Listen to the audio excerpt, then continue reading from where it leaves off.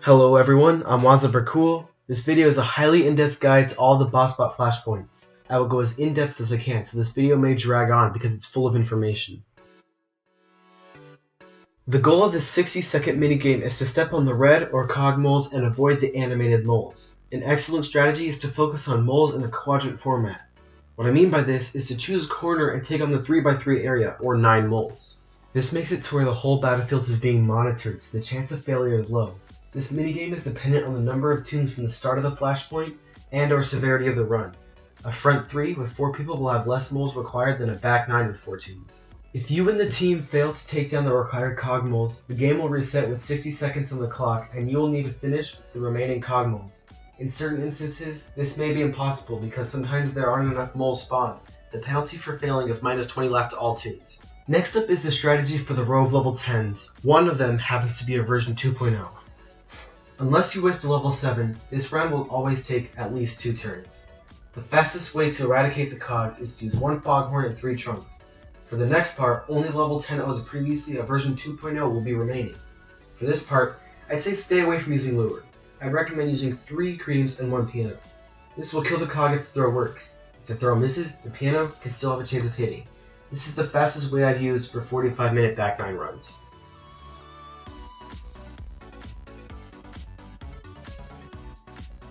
The goal of this minigame is to use the colored golf balls to disconnect the cog ball from the back platform. 3 or more of any colored ball touching a corresponding colored ball will result in the 3+ balls disappearing and removing any other ball attached. The question mark ball or the rainbow ball will act as a wild card, meaning it can be used as a substitute for any color. Occasionally the board will become all black and make a shock sound. I don't know why this happens to this day. The fire bomb balls are rewarded after any of the other teammates solves a puzzle. This ball can ruin or help any puzzle. If a bomb ball touches a cog ball, it will instantly solve the puzzle. After each puzzle, you'll receive 1 gag, and at the end, you'll receive a massive laugh boost. This is why I recommend you steer clear of any tune-up unless it's a necessity. Also, before attempting a back 9, I'd recommend getting rid of all level 4s except Augas, and I'll get to that later. Getting rid of all drop and track except for level 6s, and only keeping 3 tune-up. This is so your pack won't get cluttered with a ton of level 4s that you won't be using. I'd say stay around 43 to 53 out of all your 80 gags. After you finish, press the home button. This will allow you to view your gags. By telling your team how many foghorns you have left, you can decide who will use a foghorn in the next battle. This will help maintain balance.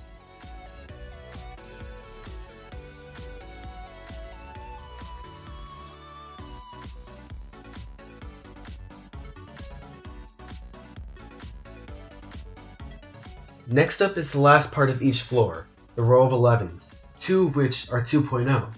For this battle, you should avoid using trunks in place for Augas. You need to use Augas for back 9s because you will run out of trunks if you're not getting lucky with extra foghorns. If you are using 3 trunks for the first battle and 2 trunks by the second, your team will be drained by the 6th floor, guaranteed. The best strategy for a row of 11s is to use 2 foghorns and 2 Augas. This is the best way to deal with them here. The next round will have 2 level 11 Skeletcogs. The best strategy here is to use 2 clouds on each. Make sure you don't split your clouds unevenly. This might confuse some other people and you might leave 1 cog and waste a cloud. If you guys accidentally use 3 foghorns in the first round, don't worry. The cogs will have 122 health remaining due to carryover, which is enough for 1 cloud and 1 hose each. Next up is miscellaneous information, so I'll put it in the description. A front 3 has 3 floors, a middle 6 has 6 floors, and you can guess how many floors a back 9 has.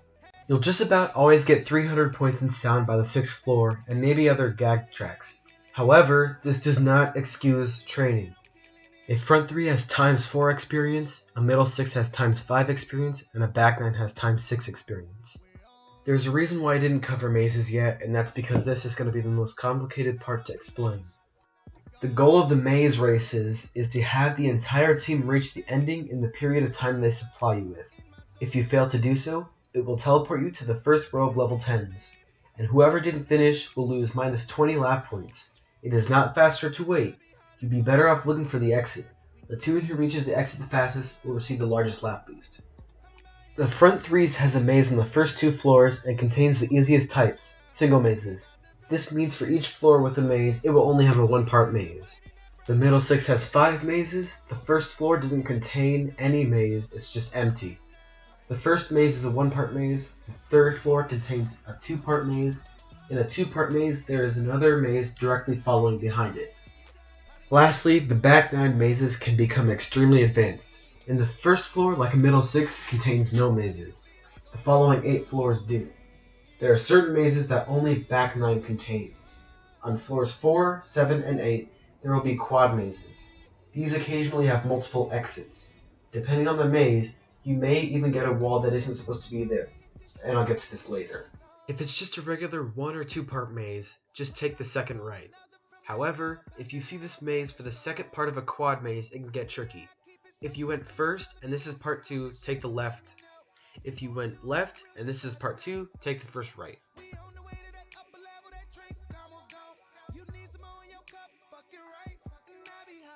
Whenever you see the maze with the branches, always turn left. There are no exceptions. If there is a maze like this, just follow it through. The moment you have a choice of 3 paths, choose the path closest to the left.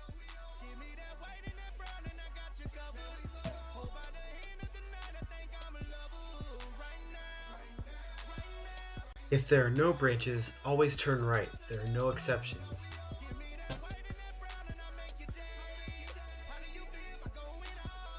If you are in a middle 6, a front 3, or in a back 9 that isn't on floors 4, 7, or 8, keep going straight. If at this point you are in a back 9 and you are on floors 4, 7, or 8, the path can either be ahead or to the left. If the left path happens to be a dead end, simply turn around and go the other way.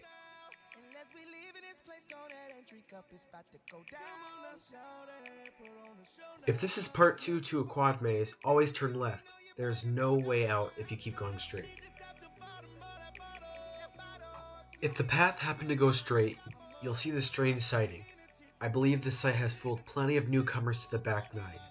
If you see this, even after you tried the left path, simply walk through it. This is just a clipping or boundary issue, and it doesn't mean anything. When walking through, you'll be able to clearly see the next maze.